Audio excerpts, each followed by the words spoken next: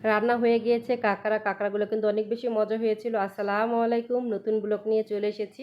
আপনারা কেমন আছেন? আমি তো আলহামদুলিল্লাহ ভালো আছি। আর আমার হেল্পিং হ্যান্ড কিন্তু কাঁকড়াগুলো কেটে নিচ্ছে। আর যারা যারা আমার ভিডিওটা নতুন দেখছেন অবশ্যই লাইক এবং শেয়ার করতে ভুলবেন না। আর কাদের কাদের কাঁকড়া অনেক বেশি পছন্দ অবশ্যই কমেন্টস করে জানাবেন। আর এক আপু আমি যখন রিলস ভিডিও আপলোড করেছিলাম, ওই আপু বলেছিল কীভাবে কাঁকড়াগুলো কাটতে হয় একটু দেখানোর জন্য। ওই আপুটার জন্য কাঁকড়াগুলো কীভাবে কাটছি সেটা একটু দেখিয়ে দিচ্ছি। কাঁকড়াগুলো প্রথমে পাগুলো কেটে নেওয়া হচ্ছে, আর পাগুলো কেটে কিন্তু সাইডে রেখে দিয়েছে। তারপর কাঁকড়ার যে উপরে যে খোসা আছে বটির সাহায্যে কিন্তু একটু ছাড়িয়ে নেওয়া হচ্ছে। এই যে ছাড়িয়ে দেওয়া হয়েছে। আর এখন কাঁকড়ার ভিতরে যে ময়লাগুলো আছে সেটা পরিষ্কার করে দিচ্ছে আর কি। আর হলুদ হলুদ যে ময়লাটা দেখা যাচ্ছে সেটা কিন্তু পানিতে ধুলে কিন্তু চলে যাবে।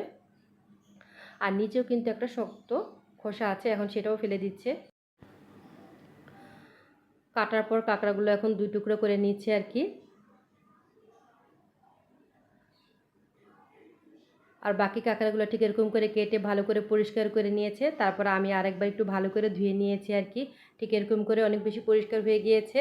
আর এখন একটু ভেজে রান্না করে নিব, সেজন্য আমি লবণ, মরিচের গুঁড়ো আর হলুদের গুঁড়ো দিয়ে ভালো করে মেখে নিচ্ছি। ভেজে রান্না করলে আমার কাছে মনে হচ্ছে বেশি ভালো লাগবে। আর প্যানের মধ্যে আমি দিয়ে দিচ্ছি তেল, দিয়ে তারপরে এখন কাঁকড়াগুলো দিয়ে দিচ্ছি। 4-5 মিনিটের মতো একটু ভেজে নিব, এর জন্য একটু নেড়ে নিচ্ছি আর কি। আর ভাজা হয়ে গিয়েছে, এখন আমি একটু হাঁড়িতে তুলে নিচ্ছি কাঁকড়াগুলো। আর কার কার কাঁকড়া অনেক বেশি পছন্দ অবশ্যই কমেন্টস করে জানাবেন। আর অনেকে হয়তো খেতে ভালো লাগবে না, কিন্তু আমার কাছে অনেক বেশি মজা লাগে, সেজন্য আমি রান্না করে নিচ্ছি। আর কাঁকড়া ভাজার তেলের মধ্যে আমি আরেকটু তেল দিয়ে তারপর তার মধ্যে দিয়ে দিচ্ছি পরিমাণ মতন পেঁয়াজ কুচি, দিয়ে একটু লাল লাল করে আমি ভেজে নেব পেঁয়াজগুলো। আমি একটু আরেকবার নেড়ে নিচ্ছি। আর ভাজা হয়ে গিয়েছে, এখন আমি দিয়ে দিচ্ছি অল্প পরিমাণ পানি, যাতে মশলাটা দিলে না পুড়ে যায়। এখন দিয়ে দিচ্ছি একটা টমেটো কুচি করে নিয়েছি, আর দিয়ে দিচ্ছি স্বাদ মতো লবণ, হাফ টেবিল চামচের মতন হলুদের গুঁড়া, আর 1 টেবিল চামচের মতন মরিচের গুঁড়া দিয়ে দিয়েছি। আর এখানে হাফ টেবিল চামচের মতো দিয়ে দিচ্ছি কালো গোলমরিচের গুঁড়া।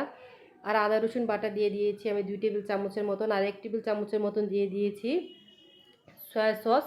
দিয়ে ভালো করে মশলাটা 5-7 মিনিটের মতো আমি কষিয়ে নিব। আর কষানো হয়ে গিয়েছে, কত সুন্দর উপরে তেল ভেসে উঠেছে। এখন আমি দিয়ে দিচ্ছি কাঁকড়াগুলো।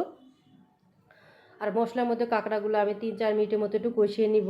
আর এর মধ্যে কিন্তু কষানো হয়ে গিয়েছে, আর দিয়ে দিচ্ছি অল্প পরিমাণের মতন পানি দিয়ে তারপরে একটু আমি নেড়ে নিচ্ছি, যেহেতু আমি একটু ভুনা ভুনা করে কাঁকড়াগুলো রান্না করে নিব।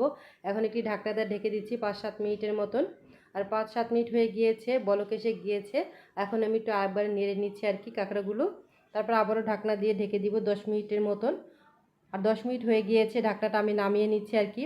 একদম মাখা মাখা হয়ে গিয়েছে। এখন দিয়ে দিচ্ছি ধনেপাতা কুচি আর 3টের মতো কাঁচামরিচ, সুন্দর টেস্ট স্মেল আসবে। কাঁকড়া রান্না হয়ে গিয়েছে, চুলাটা আমি অফ করে দিচ্ছি। একটি বাটিতে আমি সার্ভ করে নিব। তৈরি হয়ে গিয়েছে মজাদার কাঁকড়া ভুনা। সবাই ভালো থাকবেন, নতুন কোনো ভিডিও নিয়ে চলে আসবো। আল্লাহ হাফেজ।